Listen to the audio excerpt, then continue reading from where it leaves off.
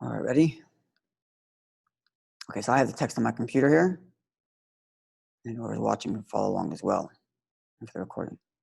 Okay, so this section is titled "The Evolution of the Observance of Shabbos." So you may know that on Shabbos, on Shabbat, I'm sorry, I keep on apologizing for my Ashkenazi pronunciation.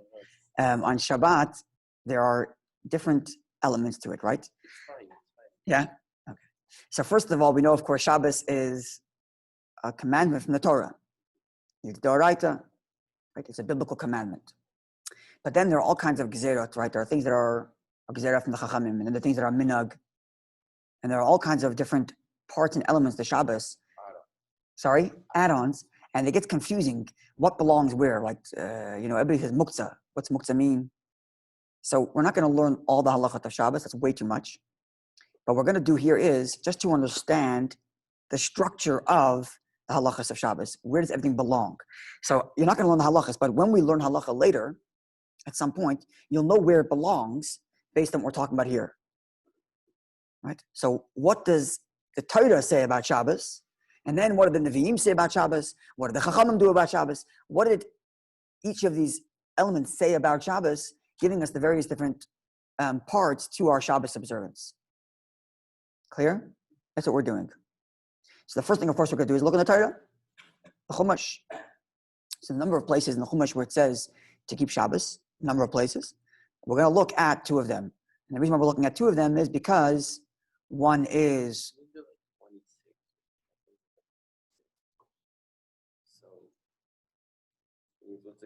How many times did it say? I don't know, a lot. 39 is malacha. The word malacha is 39. We're going to get there. But I don't know how many times it says in the Torah to keep Shabbos, but there's more than one. So I just chose two of them. One is the mitzvah taseh, the positive commandment, and one is the mitzvah lo taseh, the negative commandment, right? Positive commandment means Hashem says do something, and negative commandment means Hashem says don't do something. And Shabbat has both of these. So let's see. Number one. V'yoyim hashvi Shabbos la'Hashem u'lekecha. The seventh day is a Shabbos, is our day of rest for Hashem. Lo yisasa kol malacha. Don't do any work. So this is a aseh or lo taseh? Lo taseh.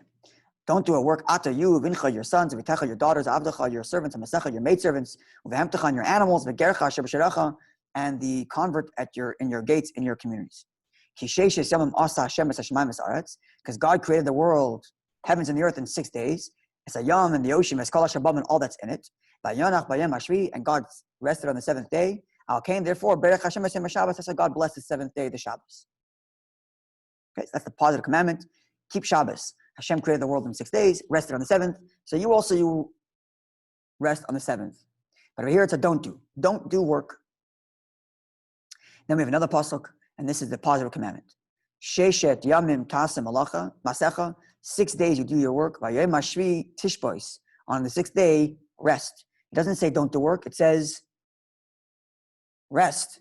That's a positive commandment. Do something. Go rest. Even though technically speaking, what you're doing by resting is not doing things. It is the same thing, but one's the negative side, and then one's the positive side. So it's both a lo taseh and an aseh. The lo taseh of don't work, and the aseh of rest. If you don't work, you rest. That's right. That's what I'm saying. The rest is a negative behavior. Don't do something. But the way the Torah phrases it is a tishbot, rest. That your ox and your donkey shall rest, and your maidservants will also rest, and the convert as well. Okay, so that's the positive commandment.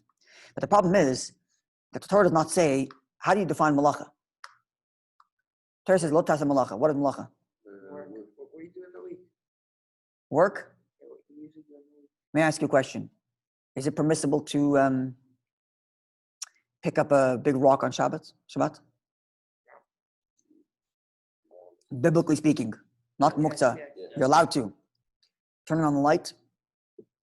Yes. Depends who you ask. Let's not use the example of turning a light. Striking a match. No. Which one's harder? Lifting a rock. So I thought I'm supposed to rest on Shabbos.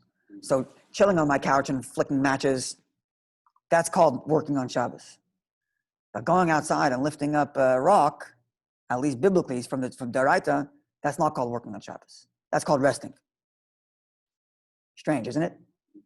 So how do you define work? How do you define malacha? Your everyday stuff. Every day I go and I clean up. Let's think about this. I Every can day. clean up my garage on Shabbat, biblically speaking. Yes, Not the Rabbanan, but the every Raita. day I trim my grass. That's if I happen to do that. If I don't trim my grass though. I pay a guy to do that, right? So let's think about this. Why does Hashem say to rest on Shabbat? What did Hashem do? You rested the seventh day. After From doing what? From making 6 days of From creation. creating the world, right? Is it hard for Hashem to create the world? No. So resting and work has nothing to do with hard or not hard. but he did it every day. He did it on What does that have to do with? What did Hashem do? He Effort. doesn't take much effort out of Hashem. What did he do? It's separated. not a trick question. What did he do for 6 days? He created. Created. So the prohibition is to not create.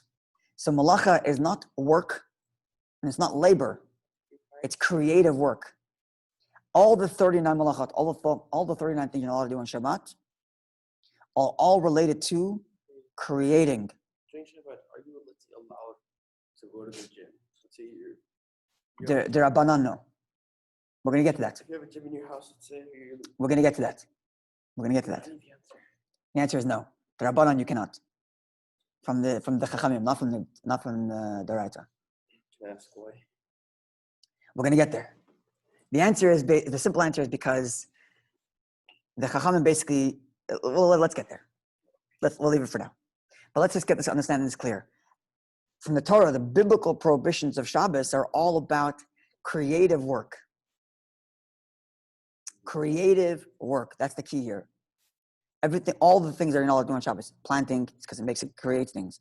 Even when you take a dough and you bake it, make it into bread, you made something, you created bread now.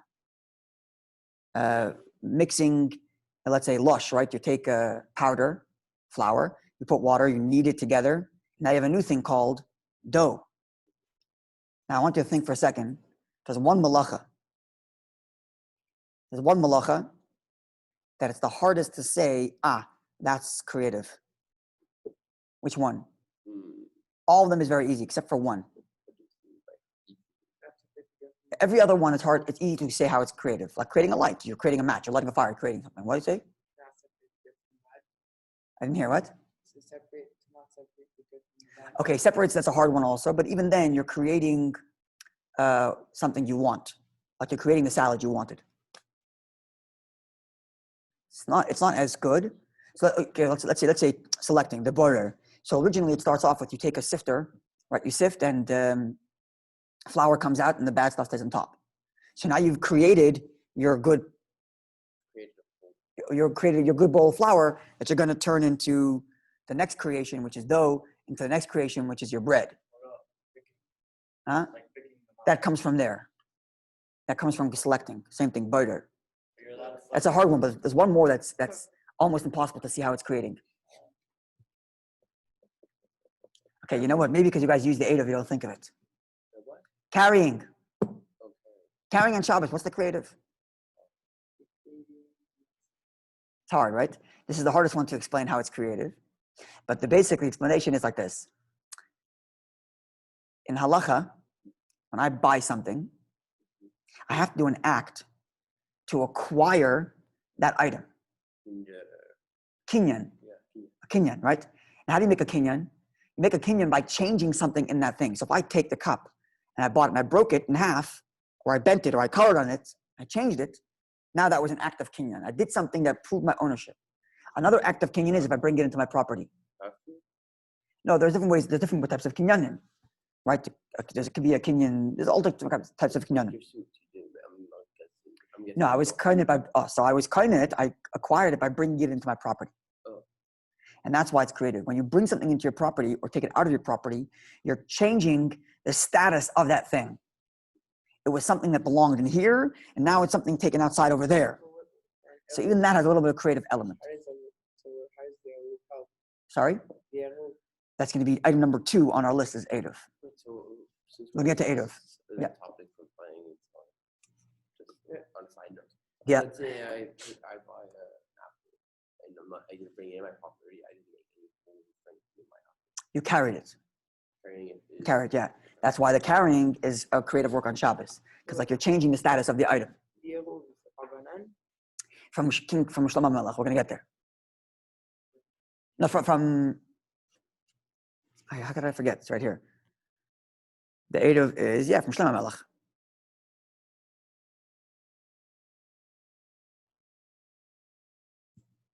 Yeah. We'll get there. So let's see. Let's do one piece of Gemara here. How much time do we have? Okay, we'll do a Gemara and we'll do 8 of it. Yeah, what do you want to say? If you give money, it's not money. Like if you buy something somewhere else. Kinyan Kesef, it's complicated. There are all kinds of types of kinyanim. But when you buy things, not always the money happen right away. Money transaction can come later, but you still acquire it, right? How? By taking it to your house, by dragging it, sorry? It's like a loan, so it's like you have. But you still acquire the item. You still own the thing you bought, even if you owe the guy money. Right? So you need a kinyan there. You need to acquire that item. Different ways you can do it. One of the ways is by carrying it. Sorry? It's another thing. How do you acquire land? The land is all the way who knows where, and I'm not going to pay for it for another 50 years. Yeah, there's all kinds of things. Okay, but that's the point. The point they're making here is that the idea of carrying is a way of changing the status of the thing, and that's why it's kind of creative. Now let's see. How do we get to go to the second page? The second page, you'll see we have a Gemara there from Shabbat Daf Mem Tesam Beis. It's on the top of the second page. So the Gemara wants to discuss how do we get to 39, right? You heard there's 39 malachot. How do we get to 39? How do we get to number 39? It says the Gemara like this. The Tanan, we've learned. Avos malaches, the principal creative works, we'll just call them malaches, or malacha in the singular. Avos malaches, the main categories of creative work is our bayim chaser echad, is 40 minus 1. Sure, you can all do math. That would be 39. Very good.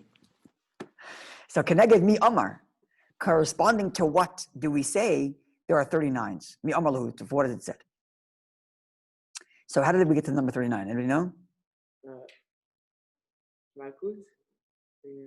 39 malachot. How do we get to 39 malachos on Shabbos? So says the Gemara. Rabbi Chanina bar Chama says, Rabbi Chanina, the son of Chama, says, Keneged avodos ha-mishkan. It corresponds to 49 different things they did in the Mishkan. The Torah calls the Mishkan Meleches ha-Mishkan. Also, when Hashem commands the Jews to build the Mishkan, he also reminds them about Shabbos. So there's an association between Shabbos and building the Mishkan. No, and that's why Hashem said that. Hashem said, you guys are so excited about building the Mishkan that you might want to violate Shabbos. I'm reminding you, keep Shabbos. What happened if you Pretty sure. Oh, sorry, 1 second. So building the Mishkan, I'm sorry, let me clarify. Building the Mishkan was not on Shabbos. But in the Mishkan, they did the Karbanot and all that stuff even on Shabbos. Of course, this. We read in the Midah, we read about the Karbanos from Shabbos, right? Sorry? The menorah, everything. It's a mitzvah, they had to. No, it's a asay doicha lois asay. It's a mitzvah to do it. And if they disrespect the Chayim. Sorry? And if they would disrespect one of the Sunnah, they get Chayim. Yeah, if a kohen who did the shechita and made the menorah in the temple went home and lit a candle, he'd be chayav misa for sure. But in the Mishkan, it's a mitzvah. It'll also be an avera, unless he's doing the menorah itself. He can't carry the menorah outside. Okay, so it says Rabbi Chanina that the 49 malachot come from the 39 different things that they did to build the Mishkan. Thank you. Right, that's like I said. Number 1, the Torah says don't do malacha on Shabbos, and the Torah calls the Mishkan meleches ha-Mishkan, the malacha of the Mishkan, the creating of the Mishkan. So all of the creative elements of building the Mishkan, those are the creative elements that are prohibited on Shabbos. Clear? That's right. They carried the wood from their yard to put it into the carriage, and then from the carriage they put it down to the Mishkan to build. So all the things they did there. Correct. So it's not just building. It's a good question. Lego is a good question. Some say mutter, some say also. It's a good question. when Moshe Feinstein writes about this. And there's a book called, You're creating stuff. yeah, but it's not permanent. It's only a toy. It's all kinds of questions. Like the But definitely an adult who wants to observe a Shabbat better shouldn't play with Lego. Sorry? Puzzle. Also, adults should avoid it. Kids do it is one thing, even so. Well, take a puzzle on campus, yeah, because it's not temporary. It's temporary, right? What if you make it? You're making it permanent, then for sure you probably can't. Like if you're making it and you plan on hanging it up and framing it, probably can't at all. You're creating something. Okay, writing, creating, all that. Sorry. Sukkah is also temporary. Who? A sukkah. You can assemble it, no? That's a good. Yeah. With the pieces. They go The sukkah is actually not temporary. It's the schach that's temporary. Oh. The sukkah itself could be permanent all year long, right? Technically, in my backyard, I take it down after sukkah, but the sukkah doesn't have to be temporary. The schach has to be temporary. Except for the issue of, no, because there's a prohibition of making an oil. You're not allowed to make a tent for yourself on Shabbos. Even on sukkah. I'm pretty sure you can't do it on Sukkot. For sure, for the Rabbanim, for sure you can't, because muktzah and all kinds of other things. But even, it's probably a violation of the mitzvah of oil, but I don't know for sure, so don't quote me. I don't know for sure. No, the Mishkan was actually permanent. They permanently built it, but then they permanently took it down. But every time they built it, it was like a permanent building. Some places it stayed for years. Some places it stayed for hundreds of years. From when they came to Eretz Yisrael, When did the Bet HaMikdash? Mishkan Shir was for hundreds of years. When did the Bet HaMikdash Sorry? that they had? No, you have The Beit HaMikdash came by Shlomo Melech, King Shlomo Melech, right? So what did they have from Moshe Ben until Shlomo Melech? With the Bet HaMikdash, was it did it have to do with the Mishkan at all? Like, The Kalim are the Mishkan, and the same mitzvah of Asil Mikdash, where Hashem says to make the Mishkan is the same mitzvah for building Beit HaMikdash. so the Bet HaMikdash just stayed in Torah. Not in the Chamisha Chumshei Torah, but it's in Tanakh for sure. It's in Nach for sure. Okay, so this is Rabbi Chanina Bar Chama who says that the 39 malachot on Shabbos come from the 39 malachot of the Mishkan. And the association is very strong because the Torah calls it Melechet HaMishkan, the malacha of the Mishkan, and the Torah says don't do malacha on Shabbos. Also, as I mentioned, Hashem says to build a Mishkan, he also says to keep Shabbos. The two things come together. Clear? So also writing is creating. Creating, yeah. It's forbidden. Even if temporary doesn't mean that you're going to take it down later. Temporary means that this thing right now isn't. Right? I don't know. I shouldn't answer the question. You know what? God willing, tomorrow I'm going to tell you about the Lego. I'm going to bring I have a book at home that has it. This is Gemara, yeah. I'm going to bring a book tomorrow, God willing, about Lego on Shabbos. Remind me, I have to remember. Rabbi Yonasan ben Belezer. Rabbi Yonasan ben Belezer says, Kach Rabbi Shimon ben Rabbi Yossi ben Lakunya. This is what Rabbi Shimon, son of Rabbi Yossi, son of Lakunya said. It's not, or there's a Tosfos about this, let's not say that, but the 39 malachot come, Keneged, Melacha, Melachtoi, Meleches Shabbat. Every single time the Torah uses the word Melacha in any way, Melacha, Melachtoi, Meleches, if the Torah uses the word Melacha, that's where we get the number 39. And goes from the beginning to the end to the Torah, and you'll find 39. The Gemara discusses certain times that are not part of the question, but we're going to move past that.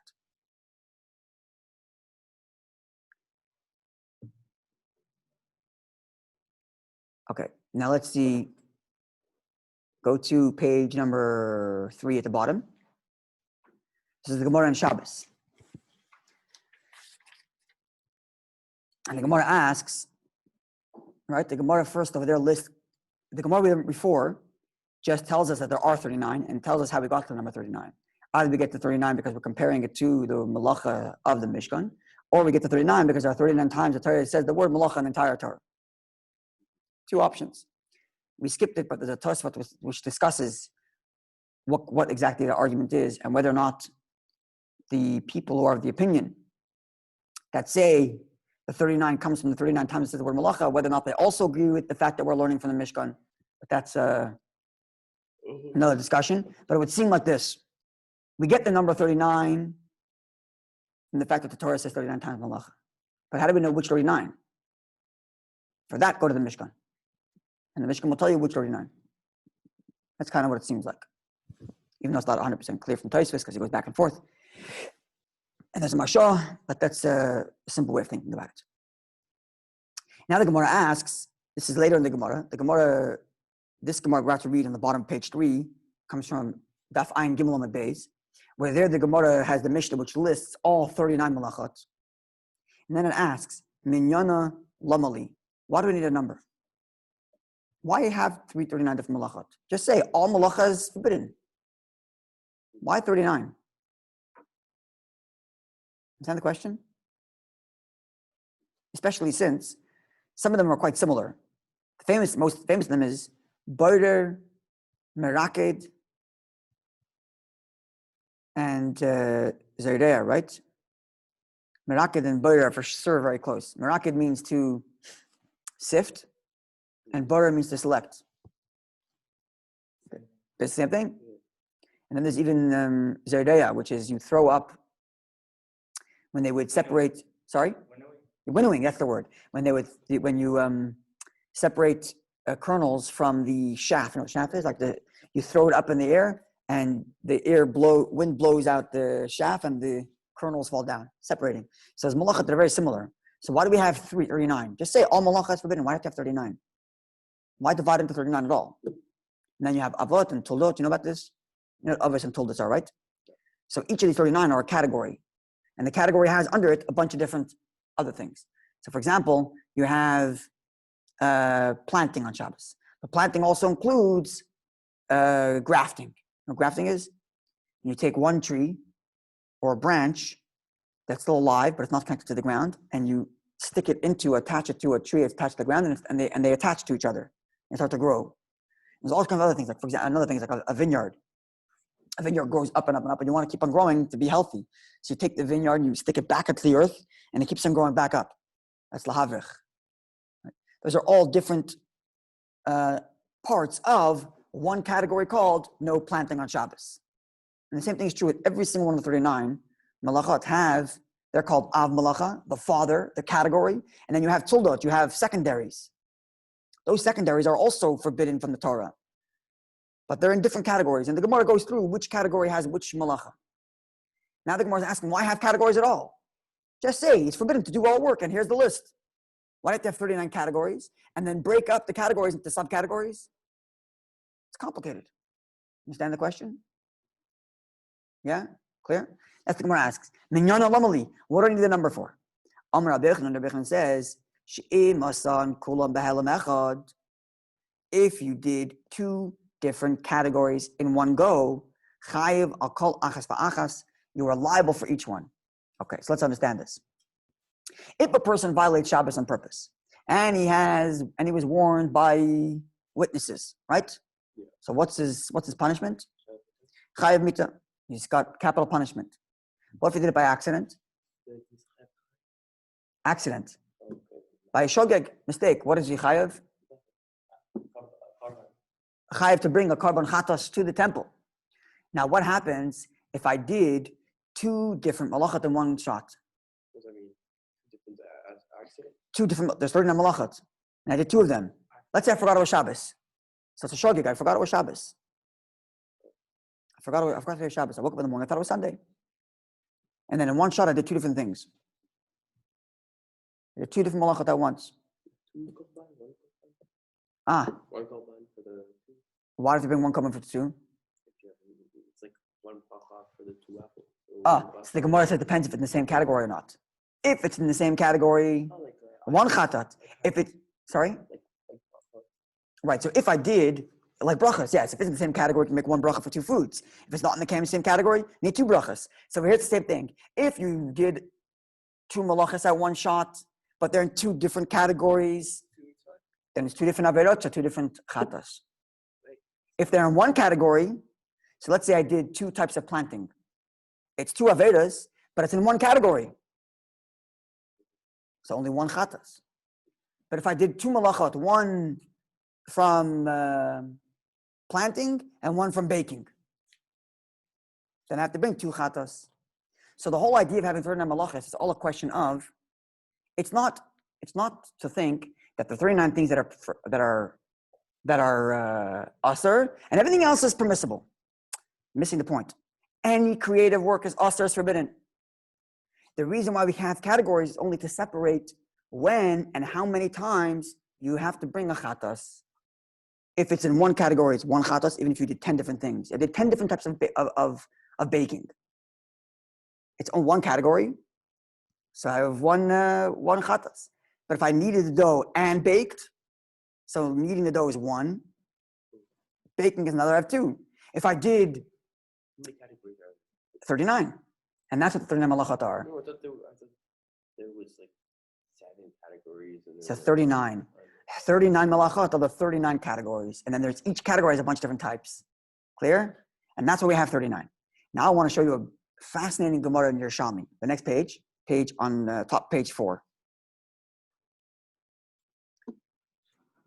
And then we're going to stop over here, and tomorrow we'll get to Eidovin, the history of where the Eidov came from. So this is an amazing Gemara. This is the Gemara in Yerushalmi. You know, this is right, the Talmud Bavli, right, in Talmud Yerushalmi. Okay. So Talmud Yerushalmi says like this. This is Perek Zayin Halacha Beis in Talmud Yerushalmi. Rabbi Yochanan, Rabbi Shimon ben Lakish, Avdin Havai Bahade Pirka, Klas Shan Upilga. Polug. Rabbi Yochanan ben Lakish spent 3.5 years learning the halachas of Shabbos.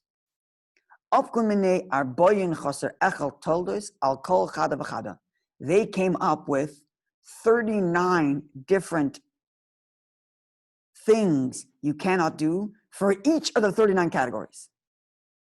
So the Gemara said before there are 39 categories. Do not plant, so each plant. Yeah, let's say the prohibition was don't plant. They found 39 different ways of not planting. Torah says don't bake. They found 39 different ways that you can't bake. Torah says don't write. 39 different ways you can't write. Do you usually more complicated? In some ways, yeah. But listen to this. So it says this. Min da ashkachon misich sonchum. If they were able to connect a work to one of the 39 categories, and they did that. Hadalai ashkachon. Let's say they found a work, but they couldn't find a category. What would you say to do? If you were a B'chol Neshalakish right now, and you found a work that doesn't fit in any of the 39 categories that are prohibited on Shabbos, what would you say? Mutter. If it's not in one of the 39 categories, mutter. But Rabbi Yochanan Neshalakish didn't do that. They said if we couldn't find one of the 39 categories, mismach avdudayim mishum makabeh patish. They put it into the category of makabeh patish. You know what makabeh patish means? One of the 39 works is called makabeh patish. Makabeh patish literally means banging a hammer on a nail. Now it's an expression for banging in the hammer. Sorry? Building. So it's not building, it's boina. It's another one of the categories. It's called boina. Makabeh patish means you do the last thing to fix that item. So let's say you have 10 steps to build a chair. So building a chair is prohibited because it's boina. But then you do the last little thing, and now it's done. You can't complete something. That last little thing to make it complete, that's an isser. That's one of the 39 malachot. So Reish Lakish said, whenever they found a malacha and they couldn't find the category, they stuck it into the category of makabeh patish. Why would they do that? The answer we had earlier. What's the definition of malacha? Creative work.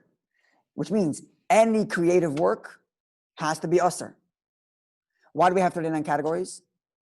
The 39 categories are not to tell you these are the 39 things that are usher, everything else is mutter. The 39 categories are there for what? How many? What's the 39 malachas for there for? For how many karbanot you be chayav, right? For each category you're chayav another karban, right? Which means if you have a malacha that's creative, does Hashem want you to do on Shabbos or no? Absolutely not. It's a creative work, it's usher. The question is only which category it belongs to. So if Rabbi Yochanan and Reish Lakish could find the category, they put it in the category. If they couldn't, they put it in makabeh patish. Follow? So this is what we have so far. We identified the definition of the biblical prohibition of Shabbos. So let's do a summary. First of all, we learned that there's an aseh and a lo taseh, right?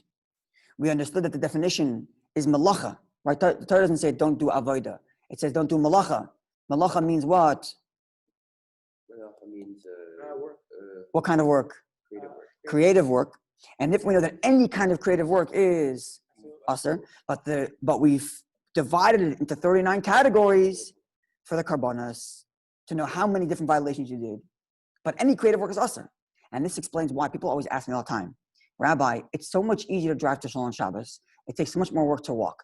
I'm supposed to rest on Shabbos. So if I'm supposed to rest, why shouldn't I take my car on Shabbos?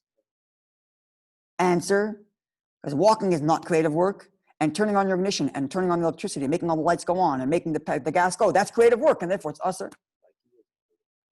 And biking is only d'Rabbanan. That's right. It's not d'Oraita. So now we have the definition of the malacha d'Oraisa is only creative work. There didn't exist the bikes at that time. How would they know? Sorry? There didn't exist the bikes. So that's right. There's tshuvot from the last 150 years about bikes on Shabbos. Rav Yosef writes about it, and others, about not biking on Shabbos and why it's a problem. Well, maybe we'll get to that. It's not on our page, maybe we'll get to that later. But let's just get this definition of the Doraita clear. The prohibition is creative work, and we have 39 categories, not to tell you 39 things are usr, everything else is mutter. No, any creative work is usr. 39 categories are just a question of how many karbanos you bring. Did I violate one category 5 times, or did I violate 4 categories? Whatever, how many times? And that because I violated 4 categories, I bring 4 karbanot. If I violated one category 10 times, only 1 karban, because one category. But any creative work is forbidden. B'ezrat Hashem, tomorrow we're going to get to different things the Chachamim added after the Torah, and the first one is the Eruv. Where did the Eruv come from? Because that king comes from King Shlomo HaMelech. That B'ezrat Hashem tomorrow.